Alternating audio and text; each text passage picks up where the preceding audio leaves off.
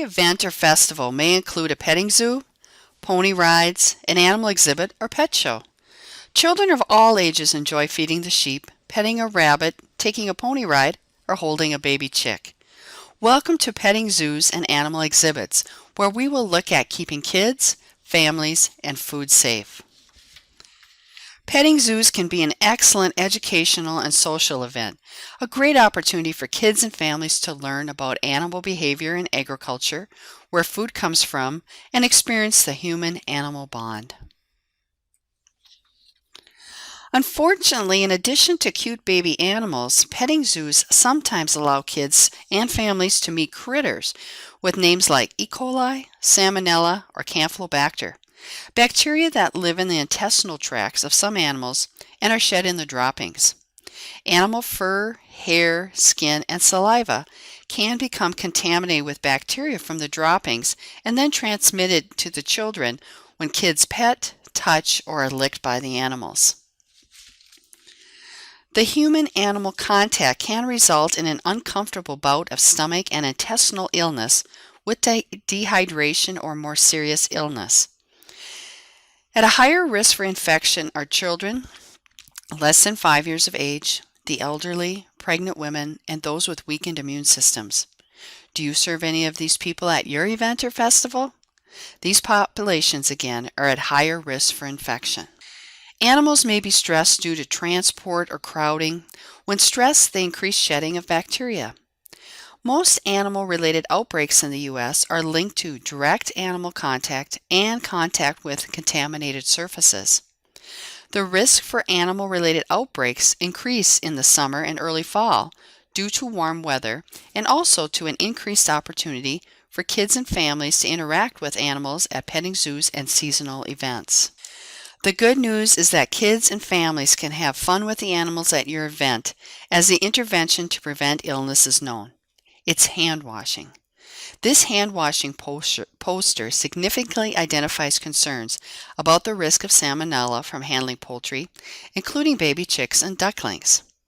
Along with hand washing, another key point stated here on the poster is that adults should supervise hand washing for young children who have touched animals and animal surfaces.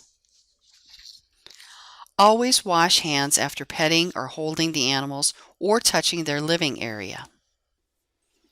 As the event planner or manager, how can you keep children and adults safe at your animal event?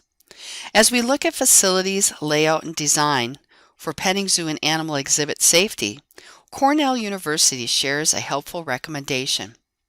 Entrances and exits to farm animal display should be defined, creating a unidirectional traffic pattern. A hand washing station should be located at the exit with signage that says, "Please wash hands after touching the animals and/or fencing, as well as before handling food products." Provide multiple accessible hand washing stations supplied with water, soap, and towels. Place hand washing stations strategically at exits of animal barns and exhibits. Trained volunteers or staff can remind visitors to wash hands and point out nearest hand washing stations. There is no substitute for good hand washing with soap and running water. Creating soap lather during a 20-second hand washing after leaving the zoo and before eating is significantly protective.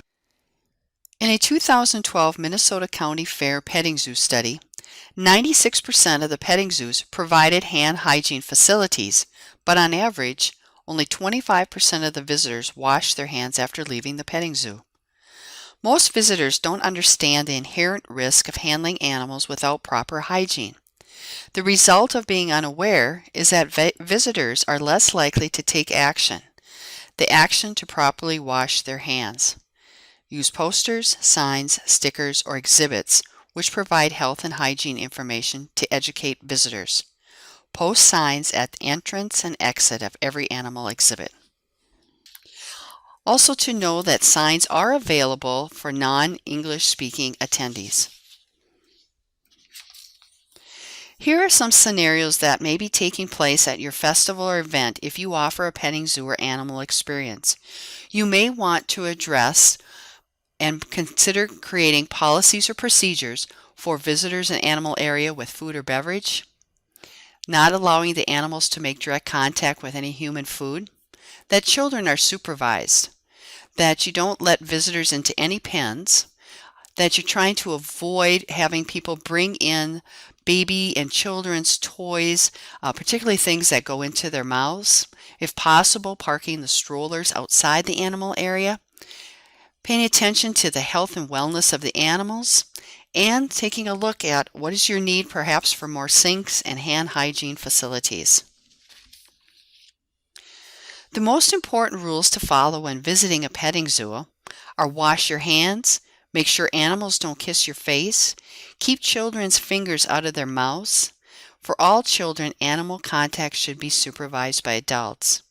These are very important rules for the visitors to your animal exhibit. And how can you, as event managers and planners, support these efforts at your event? For petting zoo safety, does your event need more hand washing station? Do they need signage? Is there a possibility of training staff and volunteers to assist with ensuring that visitors do properly wash their hands? And can you set up a policy, procedure, or reminders to prohibit food in animal areas? These references were used to develop this module. They may serve as helpful resources for you as an event or festival manager. I'm Deborah Botzek-Lynn, Extension Educator, Food Safety with UM Extension. Thank you for participating in Food Safety for Event Planners, Facilities, Layout, and Design module on petting zoo and animal exhibit safety.